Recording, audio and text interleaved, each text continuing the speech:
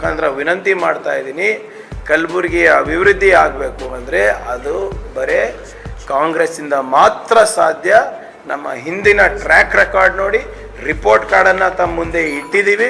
ಎಜುಕೇಷನ್ನಲ್ಲಿ ನಾವು ಏನು ಮಾಡಿದ್ದೀವಿ, ಸರ್ಕಾರಿ ಉದ್ಯೋಗದ ಎಷ್ಟು ಸೃಷ್ಟಿ ಮಾಡಿದ್ದೀವಿ, ಮತ್ತು ಎಷ್ಟು ಮೂಲಭೂತ ಸೌಕರ್ಯಗಳನ್ನು ನಾವು ಕಲ್ಪಿಸ್ಕೊಟ್ಟಿದ್ದೀವಿ ಅಂದ್ಬಿಟ್ಟು. ಆದ್ದರಿಂದ ತಮ್ಮ ಆಶೀರ್ವಾದ ನಮ್ಮ ಅಭ್ಯರ್ಥಿಯಾದಂಥ ರಾಧಾಕೃಷ್ಣ ಮೇಲೆ ಇರುತ್ತೆ ಅಂತ ಭಾವಿಸ್ತಾ.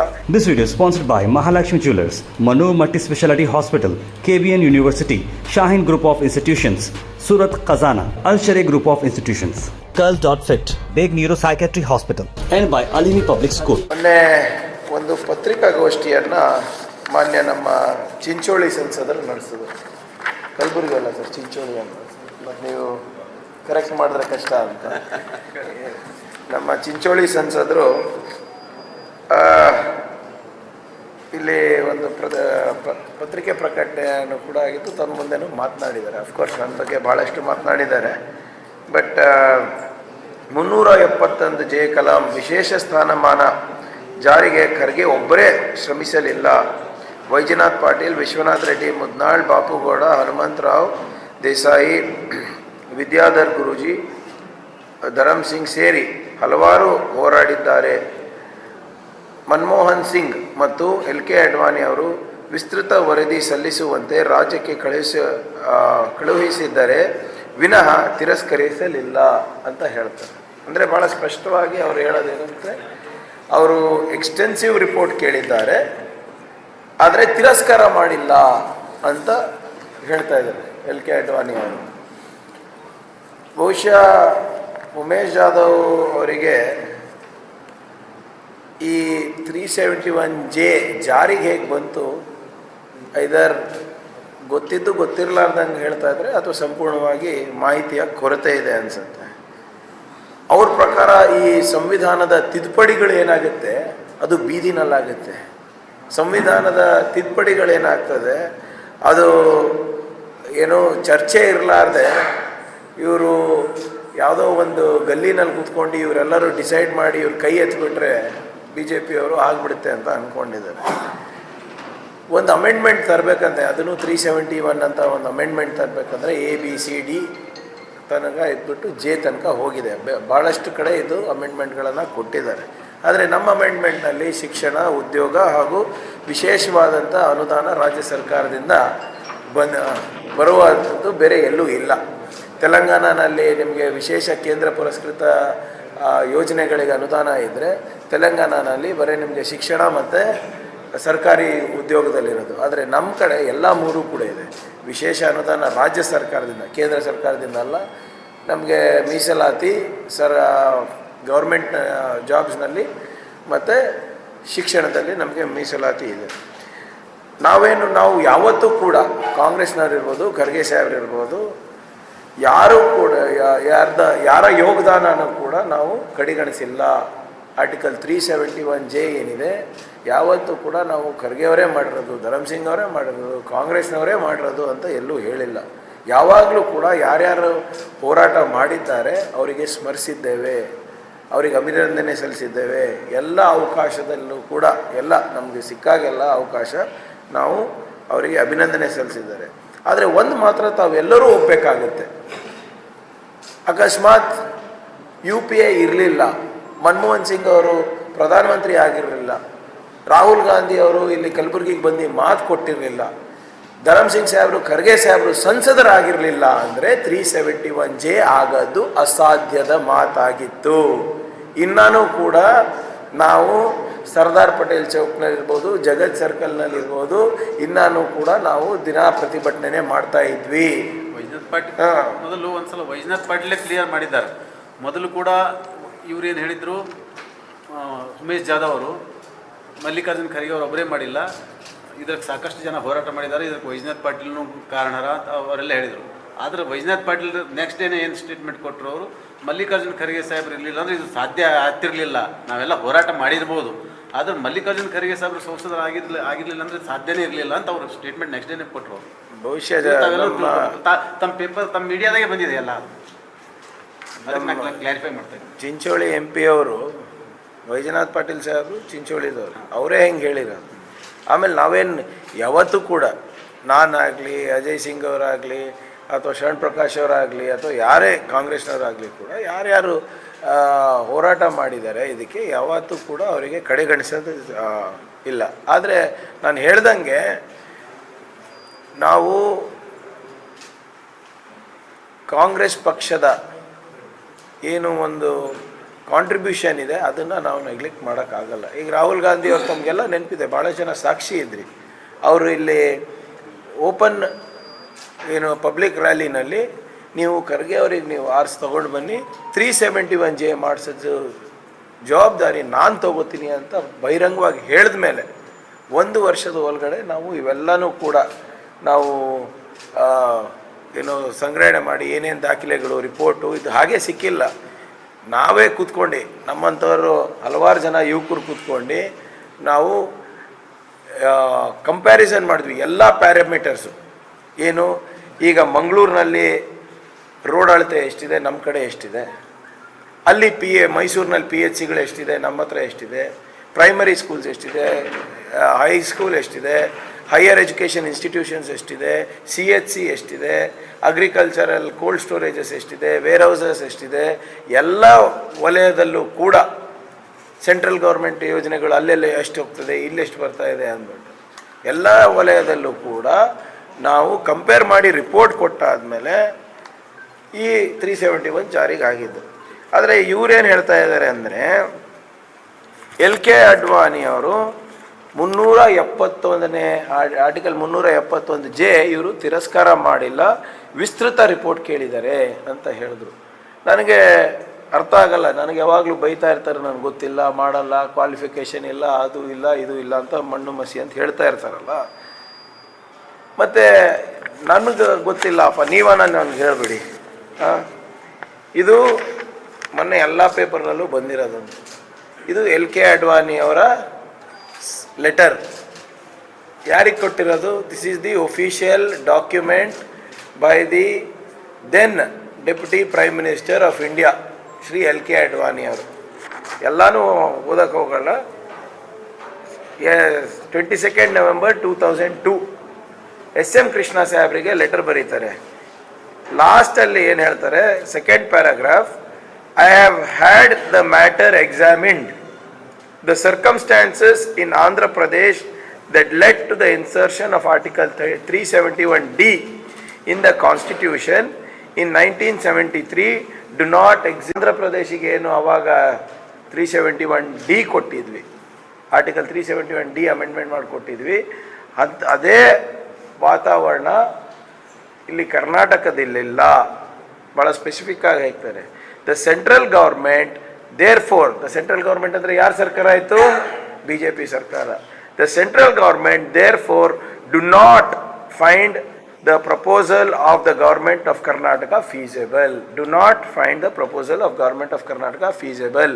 ಎಲ್ಲಾನ ಒಂದು ಈ ಲೆಟರ್ನಲ್ಲಿ ತೋರಿಸ್ಬಿಡಿ, where the former prime minister, deputy prime minister, former home minister of India has sought for an extensive report. ವಿಸ್ತೃತ ರಿಪೋರ್ಟನ್ನು ನೀವು ಕೊಡಿ, ನಾವು ತಿರಸ್ಕಾರ ಮಾಡ್ತಾ ಇಲ್ಲ. ನಾಟ್ ಫೀಸಿಬಲ್ ಅಂದರೆ ಏನು ರೀ ಉಮೇಶ್ ಜಾಧವ್ ಅವರೇ? ನಾಟ್ ಫೀಸಿಬಲ್ ಅಂದರೆ ಏನು? ನೀವು ಅರ್ಹರಿಲ್ಲ, ನಿಮ್ಗೆ ಸಿಗೋದಿಲ್ಲ, ಈ ಪ್ರಪೋಸಲನ್ನು ಡ್ರಾಪ್ ಮಾಡಿದ್ದೀವಿ ಅಂತ ಅರ್ಥ ಅಲ್ವಾ? ಇಲ್ಲಿ ತೋರಿಸ್ಬಿಡಿ ಒಂದು ಪದ ಯಾವುದಾದ್ರೂ, it is we will consider it, please put up the file for further consideration, please provide extensive data, please provide more enhanced information ಅಂತೆಲ್ಲನ ಇದೆಯಾ ಇಲ್ಲಿ? ಈಸ್ ನಾಟ್ ಫೀಸಿಬಲ್ ಅಂತ ತಿರಸ್ಕಾರ ಮಾಡಿರೋದು ಇವರು.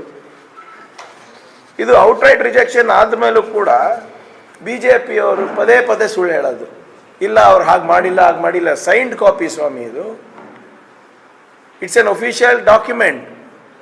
BJP ಅವರಿಗೆ ಏನು ಚಟ ಆಗಿಬಿಟ್ಟಿದೆ, 40-50 ವರ್ಷದಿಂದ ಕಾಂಗ್ರೆಸ್ ಏನು ಮಾಡಿದ್ದಾರೆ ಅಂತ. ಇವರಿಗೆ ಏನಾದರೂ ಸ್ವಲ್ಪನ ಸಾಮಾನ್ಯ ಪ್ರಜ್ಞೆ ಇದೆಯಾ?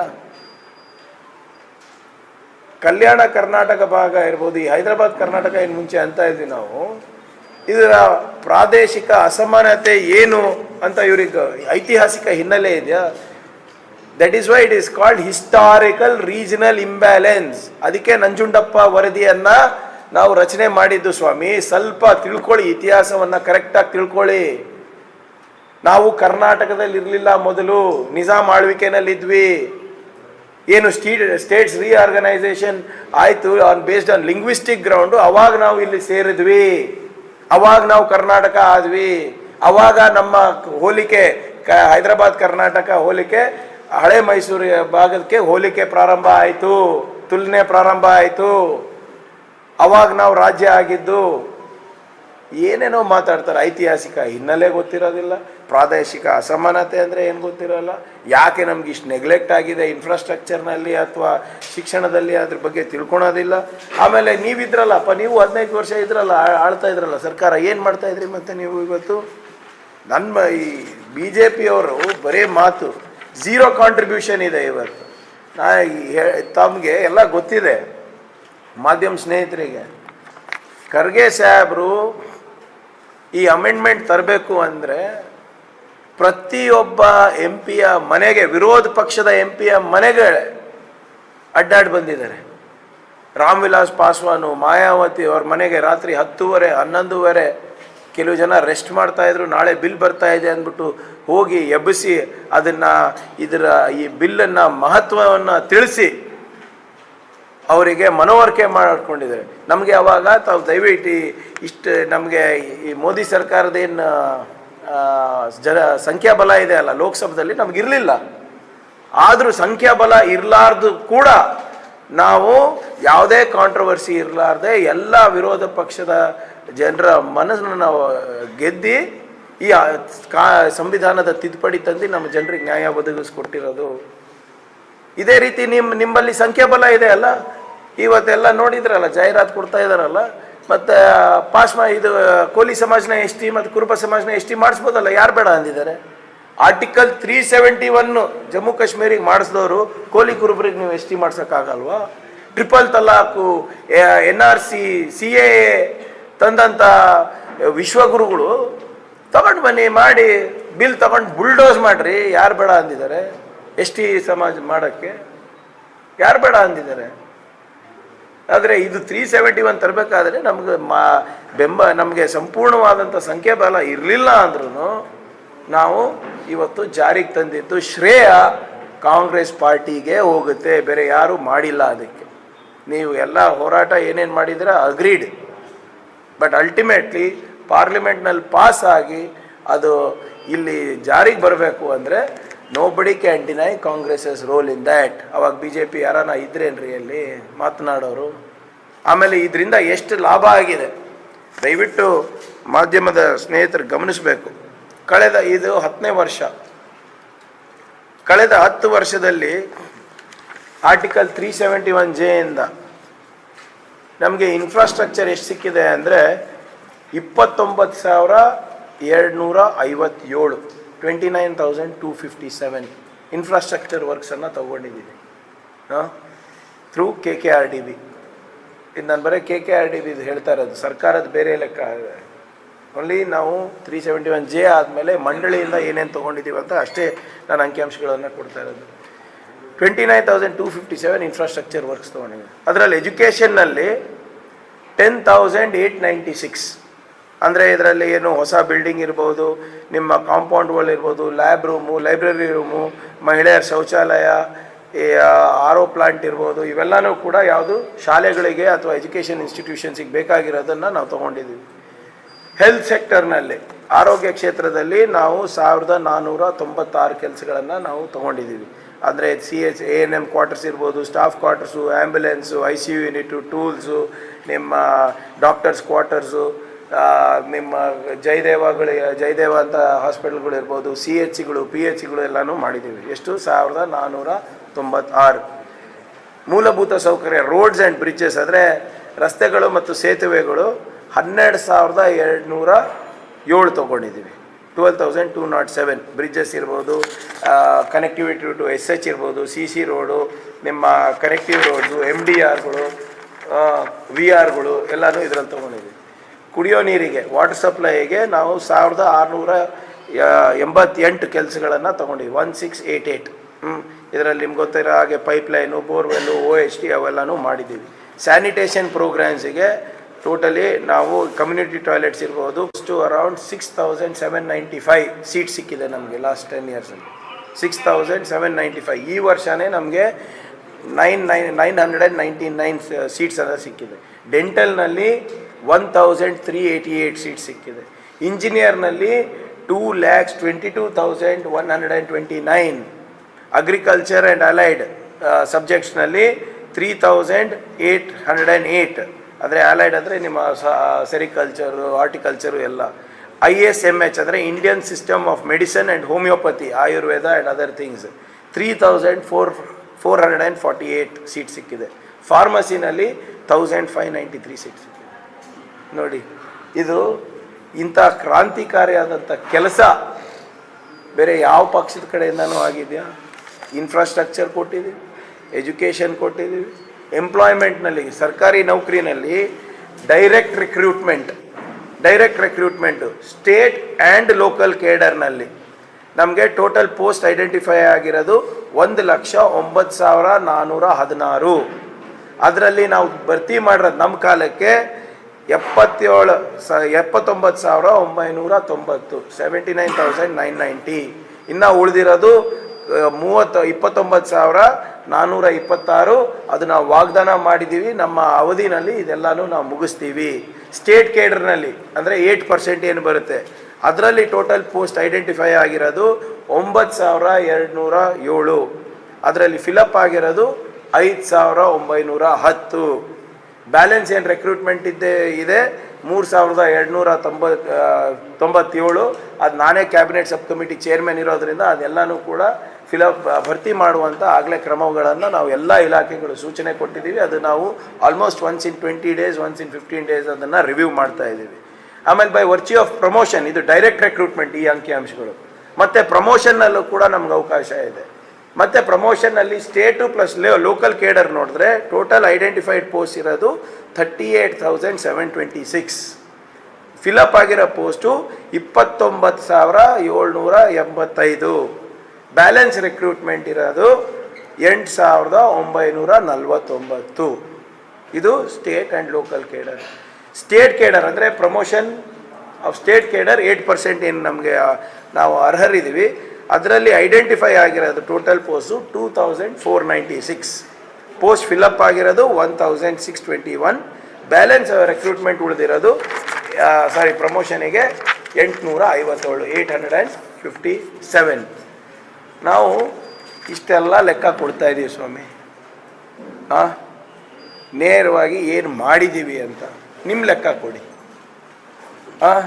ಪದೇ ಪದೇ ಹೇಳ್ತಾ ಇದ್ರಲ್ಲ ನಾವು ಮಾಡಿಲ್ಲ, ನೀವು ಮಾಡಿಲ್ಲ, ನೀವು ತಿರಸ್ಕಾರನೇ ಮಾಡಿಲ್ಲ ಅಂತ ಇದ್ದೀರಲ್ಲ. ತಿರಸ್ಕಾರ ಮಾಡಿ ನೀವೇ ಕೊಟ್ಟಿದ್ದೀರಾ ಆಗಲೇ.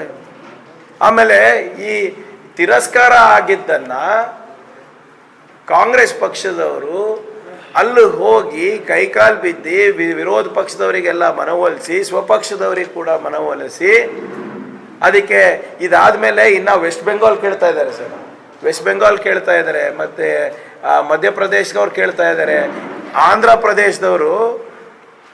ಪ್ರದೇಶದವರು ಯಾರು ನಿಮ್ಮ ಇವಾಗ ಮತ್ತೆ ಚಂದ್ರಬಾಬು ನಾಯ್ಡು ಅವರು ಮತ್ತೆ ಹೋಗಿ ಎಂಗೇಜ್ಮೆಂಟ್ ಮಾಡ್ಕೊಂಡಿದ್ದಾರೆ. ಈಗಾಗಲೇ ಡಿವೋರ್ಸ್ ಆಗಿತ್ತು ಅವ್ರದ್ದು ಹೋದ ಬಾರಿ, ಮತ್ತೆ ಹೋಗಿ ಈಗ ಎಂಗೇಜ್ಮೆಂಟ್ ಮಾಡ್ಕೊಂಡಾರ. ಅವರು ಈ walked out of the alliance. ಹೋದ ಬಾರಿ NDA ಬಿಟ್ಟಿದ್ದು ಯಾಕೆ ಅವರು 371 ಕೊಟ್ಟಿಲ್ಲ ಅಂತ. ಇವತ್ತು ಖರ್ಗೆ ಸಾಹೇಬ್ರವರ ಒಂದು ಅವಿರತ ಶ್ರಮದಿಂದ ಇವತ್ತಿದು ಸಿಕ್ಕಿದೆ. ಲೆಕ್ಕ ಕೊಡ್ತಾ ಇದ್ದೀವಿ, ಮಾಡಿದ್ದೀವಿ. ಆದರೆ ನೀವು ತಿರಸ್ಕಾರ ಮಾಡಿದ್ರಲ್ಲ BJP ಅವರು, ಅದ್ರ ಬಗ್ಗೆ ಯಾಕೆ ಸುಳ್ಳು ಹೇಳ್ತಾ ಇದ್ದೀರಾ? ನೀವು ಹೇಳಿ ನಮ್ಮ ಕೈಲಿ ಆಗಿಲ್ಲ, ಇದಕ್ಕೆ ನಾವು ಕಾಂಗ್ರೆಸ್ಸಿಗೆ ಅಭಿನಂದನೆ ಸಲ್ಲಿಸ್ತೀವಿ, ಇದಕ್ಕೆ ನಾವು ಮಾಡ್ತೀವಿ. ನಿಮ್ಮ ಲೆಟ್ರೆ ಅದನ್ನೇ ನಿಮ್ಮ ಲೀಡರ್ ಲೆಟರ್ಗಳನ್ನೇ ತಿರ್ಸ್ತೀರಲ್ರಿ. ಇಷ್ಟು ಸುಳ್ಳು ಹೇಳೋದ ನೀವು? ನೀವೆಲ್ಲ ಮೋದಿಯವರು ಇದು ಒಂದು ಮಾತ್ರ ಭಾಳ ಚೆನ್ನಾಗಿ ಟ್ರೈನಿಂಗ್ ಕೊಟ್ಬಿಟ್ಟಿದ್ದಾರೆ ಎಲ್ಲ BJP ಸಂಸದರಿಗೆ, ಶಾಸಕರಿಗೆ. ಅದೇನು ವೈಟ್ ಲೈ ಅಂತ ನಾವು ಹೇಳ್ತೀವಲ್ಲ, ಅದು ಹೆಂಗಾರ ಹಸಿ ಸುಳ್ಳು ಆರಾಮಾಗಿ ಹೇಳ್ಬಿಡ್ತಾರೆ. ಅದೇನು ಕಣ್ಣು ಮಿಡಿಸಲ್ಲ, ಹಂಗೆ ಹೇಳ್ಬಿಡ್ತಾರೆ. ಆದ್ದರಿಂದ ಕೊನೆಯದಾಗಿ ದಯವಿಟ್ಟು ತಮ್ಮ ಮುಖಾಂತರ ನಮ್ಮ ಜನರಿಗೆ ನಾನು ತಿಳಿಸೋದೇನೆಂದರೆ, BJPಯವರ ಕೊಡುಗೆ ಏನು ಕಲ್ಯಾಣ ಕರ್ನಾಟಕ ಅಭಿವೃದ್ಧಿ ಮಂಡಳಿಗಿದೆ, ಅದು ಬರೇ ಭ್ರಷ್ಟಾಚಾರ. ಕಳೆದ ಬಾರಿ ತಮಗೂ ಗೊತ್ತಿದೆ, ಕರೋನಾ ಸಂದರ್ಭದಲ್ಲಿರ್ಬೋದು, ಕಲ್ಯಾಣ ಕರ್ನಾಟಕ ಅಭಿವೃದ್ಧಿ ಮಂಡಳಿನಲ್ಲಿರ್ಬೋದು, ಎಲ್ಲನೂ ಕೂಡ ತನಿಖೆ ಆಗ್ತಾ ಇದೆ.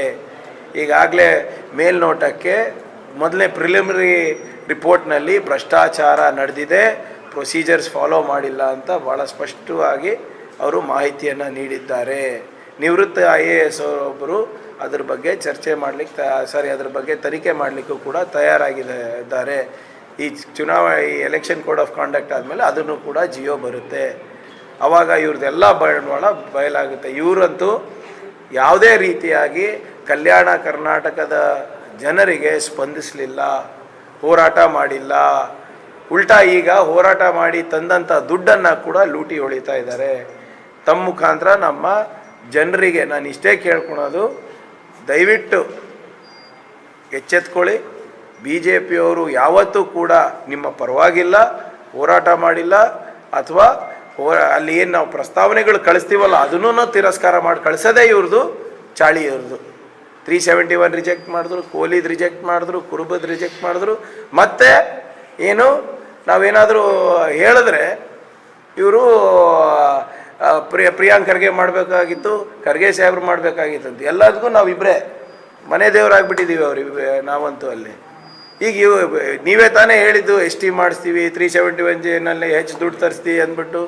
ಏನು ವಿಶ್ವಗುರು ಮೇಲಿದ್ದಾರೆ, ರಕ್ತದಲ್ಲಿ ಬರೆದು ಕೊಡ್ತೀವಿ ನಾವು, 56 ಇಂಚ್ 36 ಇಂಚ್ ಸೀನಾ. ಇವರೇ ತಾನೇ ರಷ್ಯಾ ಯುಕ್ರೇನ್ ವಾರ್ ನಿಲ್ಲಿಸುವಂಥ ವಿಶ್ವಗುರುಗೆ ಇಂಥವೆಲ್ಲ ಸಣ್ಣ ಪುಟ್ಟ ಕೆಲಸ ಏನಪ್ಪ? ಉದ್ಯೋಗ ಖಾತ್ರಿನಲ್ಲಿ 100ರಿಂದ 150 ದಿನ ಮಾಡೋಕ್ಕಾಗಿಲ್ಲ. ಪೇಮೆಂಟ್ಗಳು ಇನ್ನೂ ಬಂದಿಲ್ಲ, ವೇಜ್ ಪೇಮೆಂಟು, ಅಡ್ಮಿನಿಸ್ಟ್ರೇಷನ್ ಪೇಮೆಂಟ್, ಮನ್ರೇಗಾದ ಇನ್ನೂ ಬಂದಿಲ್ಲ. ಮತ್ತು ದೊಡ್ಡ ದೊಡ್ಡ ಮಾತು ಬೇರೆ ಆಡೋದು. ಆದ್ದರಿಂದ ನನ್ನ ಪ್ರಕಾರ ಒಂದು 400 ಕೋಟಿ ಇನ್ನೂ ಬಾಕಿ ಇದೆ ಅನಿಸುತ್ತೆ. ಚೆಕ್ ಮಾಡಿ ಹೇಳ್ತೀನಿ ಸರ್, ನಂಗೆ ಮೊನ್ನೆ ತನಕ ಅಂತೂ ಇತ್ತು. ತಮ್ಮ ಮುಖಾಂತರ ವಿನಂತಿ ಮಾಡ್ತಾ ಇದ್ದೀನಿ, ಕಲಬುರಗಿ ಅಭಿವೃದ್ಧಿ ಆಗಬೇಕು ಅಂದರೆ ಅದು ಬರೇ ಕಾಂಗ್ರೆಸ್ಸಿಂದ ಮಾತ್ರ ಸಾಧ್ಯ. ನಮ್ಮ ಹಿಂದಿನ ಟ್ರ್ಯಾಕ್ ರೆಕಾರ್ಡ್ ನೋಡಿ, ರಿಪೋರ್ಟ್ ಕಾರ್ಡನ್ನು ತಮ್ಮ ಮುಂದೆ ಇಟ್ಟಿದ್ದೀವಿ. ಎಜುಕೇಷನ್ನಲ್ಲಿ ನಾವು ಏನು ಮಾಡಿದ್ದೀವಿ, ಸರ್ಕಾರಿ ಉದ್ಯೋಗದ ಎಷ್ಟು ಸೃಷ್ಟಿ ಮಾಡಿದ್ದೀವಿ, ಮತ್ತು ಎಷ್ಟು ಮೂಲಭೂತ ಸೌಕರ್ಯಗಳನ್ನು ನಾವು ಕಲ್ಪಿಸ್ಕೊಟ್ಟಿದ್ದೀವಿ ಅಂದ್ಬಿಟ್ಟು. ಆದ್ದರಿಂದ ತಮ್ಮ ಆಶೀರ್ವಾದ ನಮ್ಮ ಅಭ್ಯರ್ಥಿಯಾದಂಥ ರಾಧಾಕೃಷ್ಣ ಮೇಲೆ ಇರುತ್ತೆ ಅಂತ ಭಾವಿಸ್ತಾ ಈ ವಿಷಯವನ್ನು ಮುಕ್ತಾಯ ಮಾಡ್ತೀನಿ. ಇನ್ನೊಂದು ವಿಷಯ ಇದೆ. ಇವತ್ತು ಮತ್ತೊಮ್ಮೆ ನಮ್ಮ ಯಾರು BL ಸಂತೋಷ್ ಅವರು ಕಲಬುರಗಿಗೆ ಬಂದಿದ್ದಾರಂತೆ. ನಿನ್ನೆ ಭಾಳ ಸಂತೋಷ. ಎಲ್ಲ ಹೋಗಿ ಕೋಟ್ನೂರಿಗೆಲ್ಲ ಭೇಟಿಯಾಗಿದ್ದಾರೆ. ನನಗೇನು ಆಶ್ಚರ್ಯ ಇಲ್ಲ ಅವ್ರು ಬಂದಿದ್ದು. ಎಲ್ಲಿ ಗಲಭೆ ಆಗುತ್ತೆ, ಎಲ್ಲಿ ರಾಜಕೀಯ ದ್ವೇಷ ಇರ್ತದೆ ಅಥವಾ ಕೋಮ ದ್ವೇಷಗಳಿರ್ತದೆ, ಅಲ್ಲೆಲ್ಲ BL ಸಂತೋಷ್ ಅವರು ಬರೋದು ಸಹಜ. ಅವ್ರು ಬಂದಿರಲಿಲ್ಲ ಅಂದರೆ ನಂಗೆ ತ್ರಾಸಾಗ್ತಾಯಿತ್ತು. ಏನಪ್ಪ ಯಾಕೆ ಬಂದಿಲ್ಲ, ಏನಾದರೂ ಬೇರೆದು ನಡೆಸ್ಯಾರ ಅಂತ. ಸೊ ಬಂದಿದ್ದಾರೆ, ಮತ್ತೆ ಬೆಂಕಿಪಟ್ಟಣ ಗೀಚೆ ಹೋಗ್ತಾರೆ, ಅದರಲ್ಲಿ ಯಾವುದೇ ಅನುಮಾನ ನಮಗಿಲ್ಲ. ಆದರೆ ಹೋದ ಬಾರಿ ಇವರೆಲ್ಲ ಕರ್ನಾಟಕದಲ್ಲಿ ಹಸ್ತಕ್ಷೇಪ ಮಾಡಿದಾಗ ಲಿಂಗಾಯತ್ ಲೀಡರ್ಶಿಪ್ಪೇ ಮುಗಿಸ್ಬಿಟ್ಟಿದ್ರು. ಯಡಿಯೂರಪ್ಪ ಅವ್ರನ್ನ ಇವತ್ತು ಕಣ್ಣಲ್ಲಿ ನೀರು ಬರೋಂಗೆ ಮಾಡಿಸಿ ಸ್ಟೇಜಿಂದ ಇಳಿಸಿದ್ದು BL ಸಂತೋಷ್ ಅಂತ ಅವರೇ ಹೇಳ್ಕೊತಾರೆ. ಸೊ ಅದರಿಂದ ಮತ್ತೊಮ್ಮೆ ಇವತ್ತು ಗುಲ್ಬರ್ಗಕ್ಕೆ ಬಂದಿದ್ದಾರೆ, ಸ್ವಾಗತ. ಇವತ್ತು ಯಾರು ಲೀಡರ್ಶಿಪ್ ಮುಗಿಸ್ತಾರೋ ಗೊತ್ತಿಲ್ಲ. ನಮ್ಮ ರಾಜ್ಯದಲ್ಲಿ ಆಗಲೇ BJP ವರ್ಸಸ್ BJP ನಡೆದಿದೆ, BSP ವರ್ಸಸ್ BLS ಕೂಡ ನಡೆದಿದೆ. ಮತ್ತು ಈ ಹ್ಯಾಶ್ಟ್ಯಾಗ್ಗಳು ಸ್ಟಾರ್ಟ್ ಆಗುತ್ತೆ ಎಲ್ಲ ಕಡೆ ಅವ್ರವ್ರ ವಲಯದಲ್ಲಿ. ಅವ್ರೇನು ಬಂದು ಮಾಡಿದ್ರು ಕೂಡ ಈ ಸರಿ ದಯವಿಟ್ಟು ಯಾವಾಗಲೂ ಈ RSS ಅವರು ಎಲ್ಲರೂ ಸ್ವಲ್ಪ ಮುಂದೆ ಬಂದು ಮಾಡೋಲ್ಲ, ಹಿಂದಿಂದನೇ ಮಾಡೋದವರು. ನಿನ್ನೆ ಬಂದು ಇಲ್ಲಿ ತಾಲಿಬಾನ್ ಆಳ್ವಡಿಕೆ ಏನು ಆಡಳಿತ ಇದೆ, ಏನು ಇಲ್ಲಿ ಬಾಂಬ್ ಗ್ಯಾರಂಟಿ ಏನೇ ಅವ್ರು ಇದು ಅಂತೆ. BL ಸಂತೋಷ್ ಅವರಿಗೆ ಬಹುಶಃ ಅವರ ಸರ್ಕಾರದ ಅವಧಿನಲ್ಲಿ ನಿಮಗೆ ನೆನಪಿದೆಯೋ ಇಲ್ಲೋ, ಹಿಂದೂ ಕಾರ್ಯಕರ್ತರಿಗೆ ರಕ್ಷಣೆ ಇಲ್ಲ ಅಂದ್ಬಿಟ್ಟು ಪಾಪ ಅರ್ಗ ಜ್ಞಾನೇಂದ್ರಗೆ, ನಳಿನ್ ಕುಮಾರ್ ಕಟೀಲಿಗೆ, ನಿಮ್ಮ ಇನ್ನೊಬ್ಬರು ಮಂತ್ರಿ ಇದ್ರಲ್ಲ ಸರ್ ನಿಮ್ಮ ಭಾಗದಲ್ಲಿ, ಫಿಶರೀಸ್ ಮಿನಿಸ್ಟರ್ ಇದ್ರಲ್ಲ ಅಂಗಾರ ಅವರಿಗೆ, ಸುನೀಲ್ ಕುಮಾರ್ ಅವರಿಗೆ ಗಾಡಿ ಹತ್ತಕ್ಕೆ ಬಿಟ್ಟಿಲ್ಲ. ಆಮೇಲೆ ನಿಮ್ಮ ABVP ಅವರೇ ಹೋಗಿ ಹೋಮ್ ಮಿನಿಸ್ಟರ್ ಕಚೇರಿಯನ್ನು ದಾಳಿ ಮಾಡಿಬಿಟ್ಟು ನಮಗೆ ರಕ್ಷಣೆ ಇಲ್ಲ ಅಂತ ಹಾಕಿದರು. ಈ ಕುಕ್ಕರ್ ಬ್ಲಾಸ್ಟು, ಈ ನಿಮ್ಮ ಕೆಫೆ ರಾಮೇಶ್ವರಂ ಬ್ಲಾಸ್ಟು ಎಲ್ಲ ತರಬೇತಿ ಪಡೆದಿದ್ದು ನಿಮ್ಮಂಗಳದಲ್ಲೇ ತೀರ್ಥಹಳ್ಳಿ. ನೀವು ಅದೇ ಭಾಗದವರಲ್ಲ. ನಿಮ್ಮ NIA ಏನು ಮಾಡ್ತಾಯಿತ್ತು, ನಿಮ್ಮ ಸೆಂಟ್ರಲ್ ಇಂಟೆಲಿಜೆನ್ಸ್ ಏನು ಮಾಡ್ತಾಯಿತ್ತು, IS ಅವ್ರು ಬಂದು ನಿಮ್ಮ ಅಂಗಳದಲ್ಲೇ ಸ್ಲೀಪರ್ ಸೆಲ್ ಮಾಡ್ತಾಯಿದ್ದಾರೆ, ಟ್ರೈನಿಂಗ್ ಸೆಂಟರ್ ಮಾಡಿದ್ದಾರೆ. ಏನು ಮಾಡ್ತಾಯಿದ್ರಿ? ಅವಾಗಿನ ಹೋಮ್ ಮಿನಿಸ್ಟರ್ ಯಾರು? ತೀರ್ಥಹಳ್ಳಿದವ್ರೆ. ಮತ್ತು ಈಗ ನಮಗೆಲ್ಲ ಬಂದು ಇವಾಗ ಪಾಠ ಹೇಳ್ತಾರೆ. ಸೊ RSS ಅವರು ಮಾಡೋಂಗಿದ್ರೆ ಕರೆಕ್ಟಾಗಿ ರಾಜಕೀಯ ಮಾಡಲಿ, ಬರಲಿ, ಟಿಕೆಟ್ ತೊಗೊಂಡು ನಿಂತ್ಕೊಳ್ಳಿ, ಬೇಡ ಅಂತ ಇಲ್ಲ. ಸುಮ್ಮನೆ ಹಿಂದೆ ಹೋಗಿ ನೀವು ಕಡ್ಡೆ ಬಿಗಿ ಈಚೋದು ನಿಲ್ಲಿಸಬೇಕು. This video is sponsored by Mahalakshmi Jewelers, Manu Multi Speciality Hospital, KBN University, Shaheen Group of Institutions, Surat Khazana, Al Sharia Group of Institutions, Curl.fit, Big Neuropsychiatry Hospital, and by Alimi Public School.